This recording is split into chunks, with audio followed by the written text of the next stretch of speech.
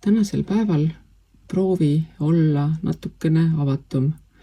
Ära ürita kõike enda teada hoida, ära ürita kõike enda poole tõmmata, sest et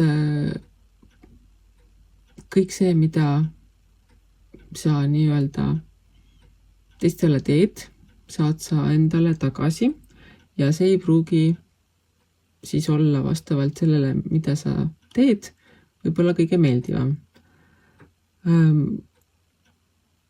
Nagu üks lause on, ahnus ei ole kokkuhoid, mis tähendab seda, et kui sa krabad kõik asju endale, siis sellest sinu elu tõenäoliselt väga palju paremaks ei muutu, aga teised hakkavad sinu üle nii-öelda otsustama või kohut mõistma, annavad sulle hinnangu ning see ei pruugi sulle enam meeldida.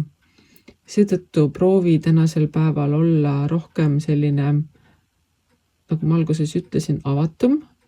Ära ürita ennast teha paremaks kui teised, eriti kui sa seda tegelikkuses ei ole.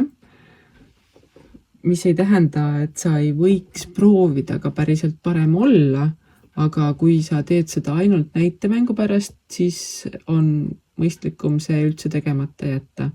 Sest tänase päeva tegemised saavad igal juhul tasutud vastavalt sellele, mida sa oled teinud. Kui sa teed head, saad tagasi head, kui sa kedagi petad, saad selle pettuse endale tagasi.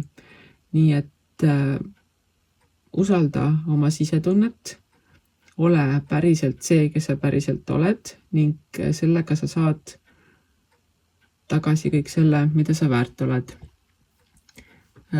Rikkuste kogumine ei pruugi alati tähendada seda rikkuste saamist, vaid see võib hoopis näidata, et sa kardad millestki ilma jääda ning seetõttu sa aina kogud ja kogud ja kogud, aga kui sa raha ringluses ei hoia, siis see raha sulle raha juurde ei too ning seetõttu ongi tänasel päeval oluline mitte üritada olla kinni mingites vanades mõttemustrites või tahtmistes, vaid vastupidi, lase minna, näita välja ning ole kõige parem võimalik versioon iseendast ning selle abil saad nautida juba ka paremaid tulemusi mõnel teisel päeval.